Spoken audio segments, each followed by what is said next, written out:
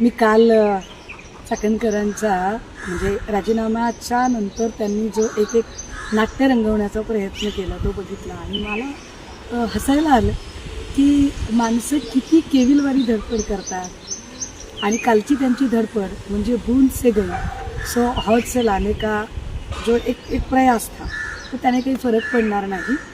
मुळात ते नोटीस पाठवणं वगैरे ते सोडून द्या.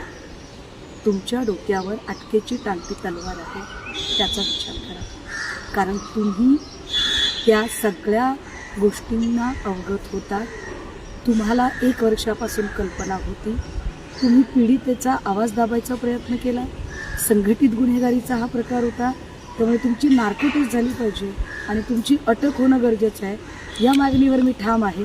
सगळ्यात महत्त्वाचं गोष्ट ही काल राजीनाम्याचे निर्देश गृहमंत्र्यांनी दिले. खरं तर सुनेत्रा वहिनींनी ती हस्तक्षेपाची वेळच येऊ द्यायला नाही पाहिजे होती. सुनेत्रा वहिनींना नेतृत्वातला खमकेपणा दाखवण्याची काल एक संधी होती. ती संधी त्यांनी दवडली. असो, मात्र आता तरी अजितदादा कधीही गंडेदोरे करणारे नव्हते. अजितदादांनी कधीही भोंदूगिरीला थारा दिला नाही. अशी गंडेदोरे अंगारे दुपारे भोंदूगिरी तंत्रमंत्र करणारी बाई जर राष्ट्रवादीच्या प्रदेशाध्यक्षपदावर असेल आणि तिच्यामुळे जर पक्षाची बदनामी होत असेल तर तातडीने तिला महिला प्रदेशाध्यक्ष पदावरून पायउतार केले पाहिजे. अन्यथा जर ते करणं होत नसेल तर आम्ही अजितदादांचा वारसा जपणारे आहोत असे कृपया सांगू नका.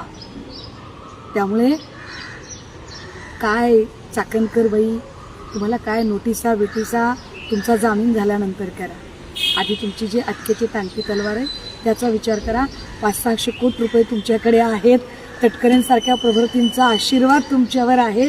त्यामुळे माझ्यासारख्या सडाफटीन चळवळीतल्या माणसाला तुम्ही धमकावण्याचा नक्की प्रयत्न कराल.